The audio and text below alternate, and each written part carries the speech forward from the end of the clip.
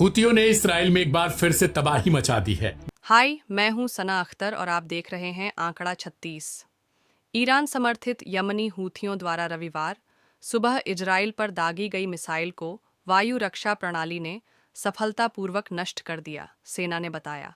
इस हमले में किसी के हताहत होने या किसी प्रकार की क्षति की कोई रिपोर्ट नहीं आई, लेकिन इसने पूरे मध्य इजराइल में सायरन बजा दिए। आईडीएफ इजराइल डिफेंस फोर्स ने कहा कि मिसाइल को देश की सीमाओं में प्रवेश करने से पहले ही मार गिराया गया। यह मंगलवार को हमास के खिलाफ गाजा में इजरायली सेना के नए हमले शुरू होने के बाद से हूथियों द्वारा इजराइल पर किया गया 5वां हमला था। मिसाइल लॉन्च से एक दिन पहले यमन में हूथी विद्रोही मीडिया ने अमेरिका पर हुडेदा के विद्रोही नियंत्रित बंदरगाह शहर के हवाई अड्डे पर हमला करने का आरोप लगाया था। आइए वीडियो की मदद से देखते हैं।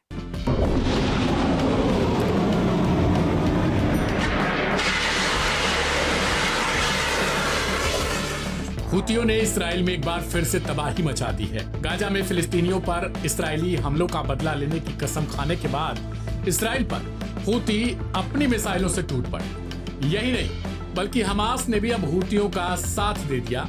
हमास और हुतियों ने बीते कल इसराइल पर कुल 3 हमले किए। इससे इसराइल का कोना कोना हिल चुका है। हुतियों ने सुबह सुबह ही इसराइल के कई इलाकों पर हमला बोला था। इसराइल ने इसके बदले गाजा पर हमला बोला।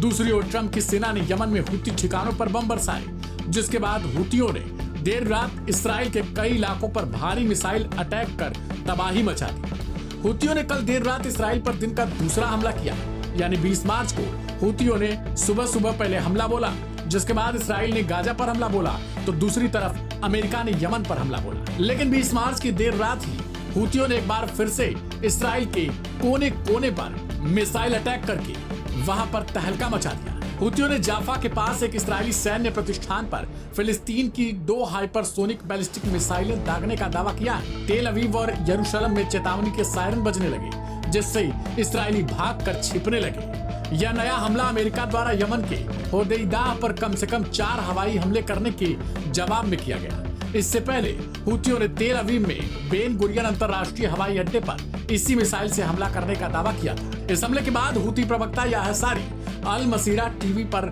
आए और उन्होंने एक बयान जारी किया।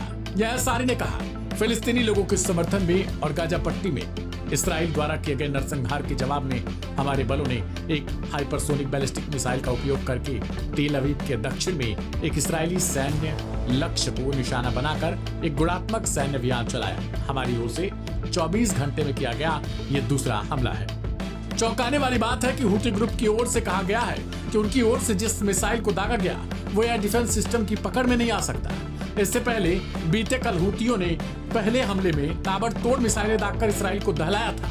इसराइल में हुतियों के हमले के बाद अफरा तफरी मच गई। चौंकाने वाला दावा कई रिपोर्ट्स में यहाँ तक किया जा रहा था कि खुद प्रधानमंत्री नेतन्याहू को सेफ हाउस ले जाना पड़ा। इसका एक वीडियो भी हुती प्रवक्ता याह्या सारी की ओर से जारी किया गया।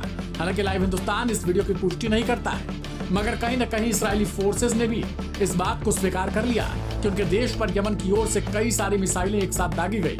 लेकिन उन्होंने दावा यह भी किया कि उनके एंटी मिसाइल सिस्टम ने इन्हें हवा में ही मार गिराया। इसराइल से आने वाली वीडियो बेहद भयानक है।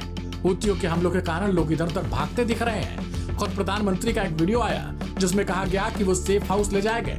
अगर ये दावा सच है तो हुतियों ने जैसा कहा था वो बिल्कुल भी वैसा ही कर रहे हैं। बता दें कि गाजा और फिलिस्तीनियों के लिए विश्व के सबसे ताकतवर मुल्क से टकरा जाने वाले हुतियों ने 20 मार्च को 2 बार हमला बोला। इससे इसराइल का कोना कोना दहल चुका है। इसराइली सेना ने अपने वायु सेना का हवाला देते हुए एक बयान भी जारी किया। उन्होंने बताया कि यमन से प्रक्षेपित की गई मिसाइल को इसराइली वायु सेना ने देश के कई हवाई क्षेत्र में प्रवेश करने से पहले रोक दिया। प्रोटोकॉल के अनुसार सायरन बजने लगे थे।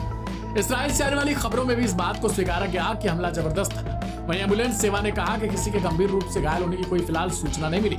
हुती ग्रुप सैन्य प्रवक्ता याह्या सारी ने एक टेलीविजन बयान में कल ही कहा था कि यमन की ओर से हमारी सेना ने शनिवार से अमेरिकी हमलों से बिना डरे सीधा तेल अवीव के पास बेन गुरियन हवाई अड्डे को अपना निशाना बनाया। इसके लिए बैलिस्टिक मिसाइल का उपयोग किया गया। इतना ही नहीं, हुती गुट की ओर से यह भी कहा गया कि वो कसम खाते हैं कि गाजा और फिलिस्तीनियों के लिए, वहां के मुसलमानों के लिए इसराइल पर अपने इन हमलों को बिना डरे और ज्यादा बढ़ाएंगे।